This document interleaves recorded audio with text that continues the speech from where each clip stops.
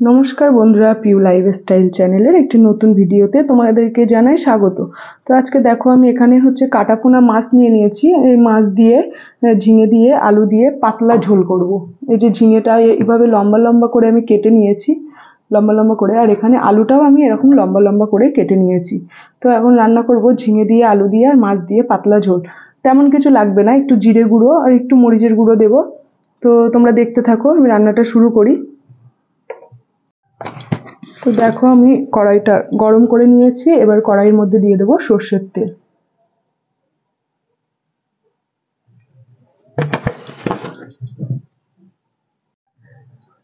তো দেখো আমার তেলটা গরম হয়ে গেছে, এবার আমি মাছগুলোকে ভেজে নেব।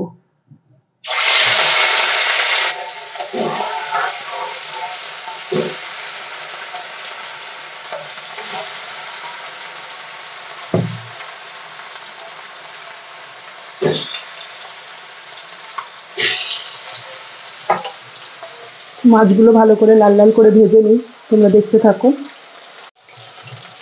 তো দেখো মাছটা আমার এক পাশ ভাজা হয়ে গেছে, এবার আমি মাছটাকে উল্টিয়ে দেবো।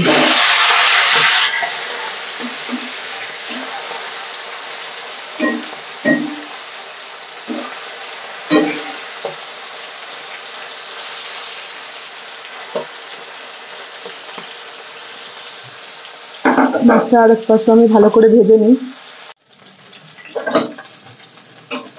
দেখো আমার মাছগুলো কিন্তু খুব সুন্দর করে ভাজা হয়ে গেছে, এবার আমি মাছগুলোকে তুলে নেব।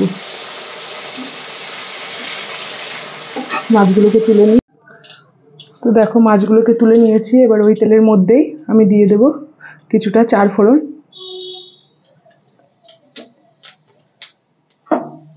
আমার ফোড়নটা হয়ে গেছে, এবার আমি এর ভিতরে দিয়ে দেব কেটে রাখা আলু।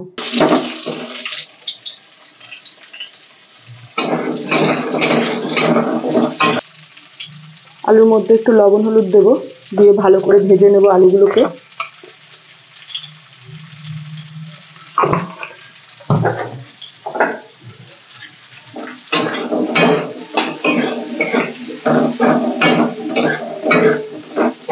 আলুগুলোকে ভালো করে লাল লাল করে ভেজে নিই।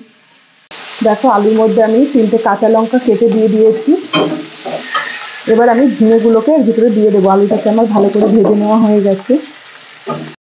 তো দেখো এবার ঝিঙে আলুটাকে ভালো করে আমি নাড়াচাড়া করে নিচ্ছি, নিয়ে আমি এটাকে ঢাকা দিয়ে আমি কিছু সময়ের জন্য হতে দেব, যাতে আলুটাও একটু সিদ্ধ হবে, ঝিঙেটাও একদম কমে যাবে। তো দেখো আমি ঢাকা দিয়ে এটা কিছু সময়ের জন্য হতে দিই। তো দেখো আমি ঢাকা দিয়ে ঝিঙে আর আলুটাকে ভালো করে কষিয়ে নিয়েছি। দেখো ঝিঙেটা একদম কমে যাচ্ছে। এবার আমি এর ভিতরে জিরে গুঁড়ো দিয়ে দিলাম।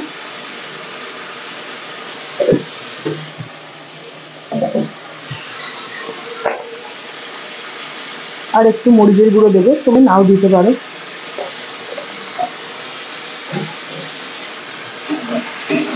জিরে আর মরিচটা দিয়ে আর একটু কষাবো, কষিয়ে আমি একটু জল ঢেলে দেবো।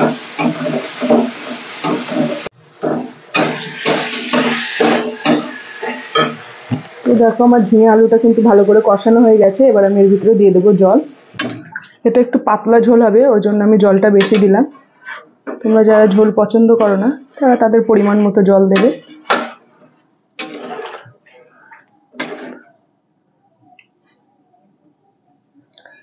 এবার আমি এটাকে ফুটতে দেব। তো ফুটে যাক। দেখো আমার ঝোলটা কিন্তু অনেকটাই ফুটে গেছে, আর আমি ঢাকা দিয়ে রেখেছিলাম সিদ্ধ হওয়ার জন্য। ঢাকা দিয়েছি বলে আলুটা তাড়াতাড়ি সিদ্ধ হয়ে গেছে। আলুটা কিন্তু খুব সুন্দরই সিদ্ধ হয়ে গেছে। দেখো এবার আমি এর ভিতরে মাছগুলোকে দিয়ে দেবো।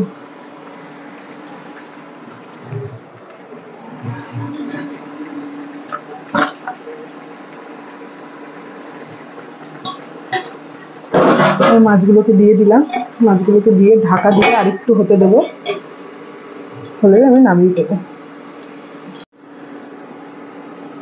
তো দেখো আমার তরকারিটা কিন্তু রেডি হয়ে গেছে, আমি এবার নামিয়ে দেবো।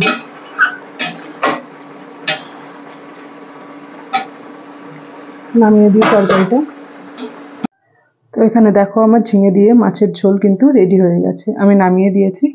তো বন্ধুরা, যদি আমার এই ভিডিওটা তোমাদের ভালো লাগে অবশ্যই লাইক কমেন্ট শেয়ার করবেন, আর যদি কোনো বন্ধু নতুন হয়ে থাকো অবশ্যই আমার চ্যানেলটা সাবস্ক্রাইব করে দিও।